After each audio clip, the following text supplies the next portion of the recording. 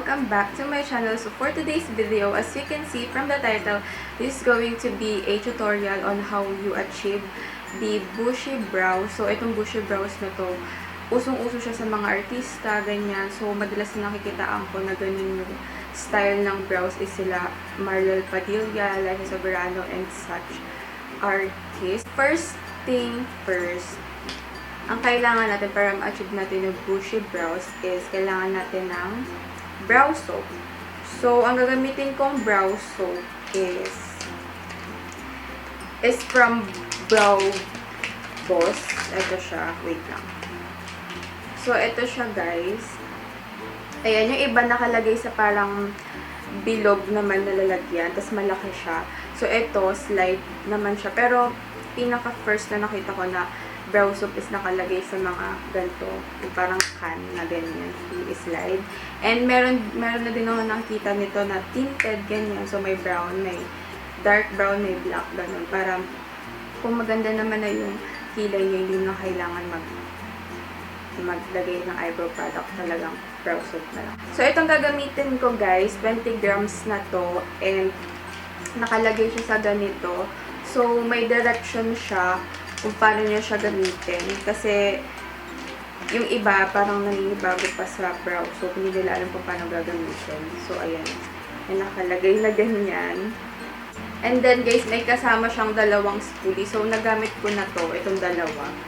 Ayan, may kasama siyang dalawang spoon. So, guys, yung paggamit ng brow soap, so, sabon pa rin naman siya.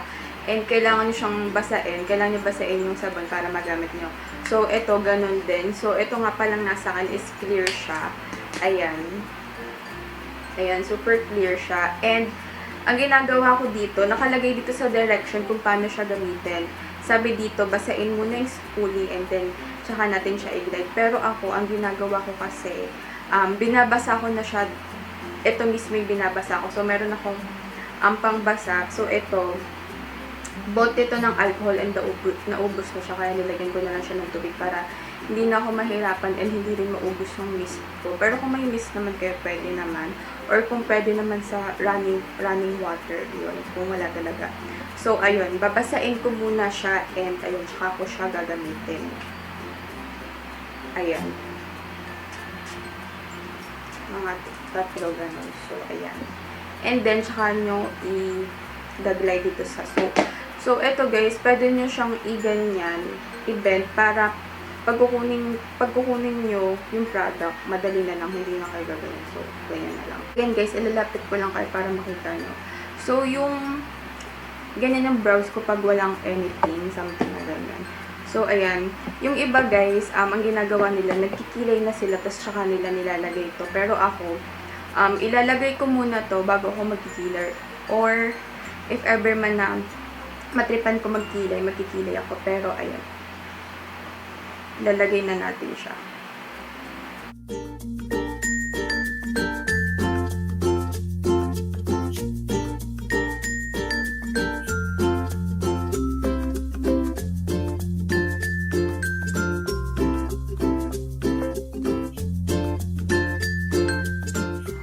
So, ayan na guys yung kilay ko. So, ito yung merong brow soap and ito yung wala. Mas napapatayo ng brow soap yung strand ng hair natin unlike sa mga brow gel. Ayun, kasi na-try din akong brow gel. Hindi siya ganun, alam niyo talagang tayong-tayo yung hair. Hindi kaya ng ordinary eyebrow gel yun. Pero with brow soap talagang ano. Tsaka, ang advantage din kasi ng mga brow soap is that dumidikit siya sa mismong balat mo. Yung eyebrow gel, hindi siya ganun. So, ayan, tatapusin ko muna siya. So, guys, yung kaya nang bahala kung gusto nyong pataasin pa. Pero ako, ganyan na lang kasi feeling ko, hindi na sa akin bagay yung sobrang talagang taas na taas. Pero kung kayo, pwede nyo naman gawin yun.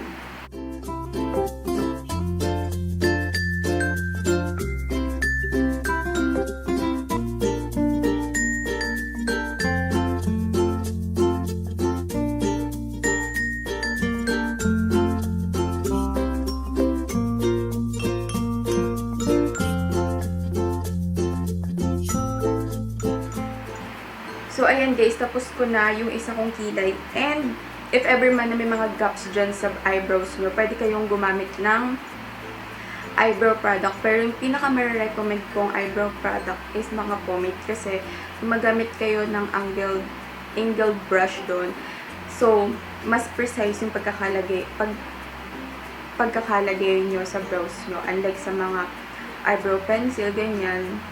And kasi mas precise. Pero, depende pa rin naman sa inyo kung anong gusto nyo. Pero ako, mas prefer ko na gumamit ng pomade kasi nagamit tayo ng angled brush doon. Pero kung mayroon naman kayong mga super neat piece at talagang nakaka-create ng strand ng hair, so, pwede na rin yun. So, ayun guys, if ever man na interested kayo sa mga brow soap, so, ilalagay ko to, itong ginamit ko, yung link nila dyan sa, or yung account nila dyan sa description box, para if ever man na gusto nyo itry, ganyan. So, ayun. Ito nga pala guys, ano siya, nasabi ko na ba na 20 grams siya, and nag-last lang siya ng 1 year, so good for 12 months.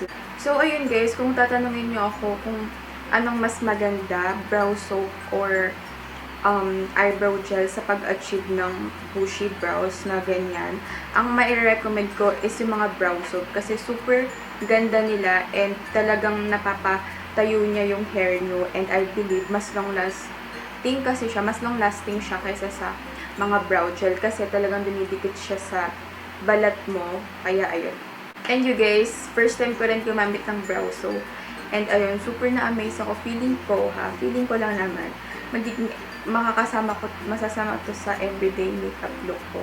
Diba, tamang brow soap lang, ganun. Kasi hindi talaga ako nagkikilay. Ayun. And tsaka nga pala guys, may recommend ko din, if ever man na yung hair nyo is ganito, or Andrea Brillantes yung eyebrows nyo, feeling ko mag-brow soap na lang kayo. Huwag na kayong gumamit ng mga eyebrow product para ano siya, mukhang natural talaga kasi ang pangit naman if makapal, parang ewan nun. So, ayun. Siguro mara-recommend ko lang na gumamit pa ng eyebrow product or pomade kapag kayong talaga namang kinakailangan yung tipong, alam niyo yung dito lang yung hair nyo. So, ayun. So, ayun lang guys. I hope na natulungan ko kayo at nabigyan ko kayo ng idea kung paano gamitin yung brow soap. Kasi, karamihan sa inyo na hindi pa alam kung paano yung brow soap, kung ano nga bababasain pa siya or paano pa siya gamitin, ganyan. So, ayun. I hope na nakatulong ako and natutunan nyo din kung paano gumawa ng bushy brow. So, ayun na guys. Thank you guys for watching and see you on the next one. Bye!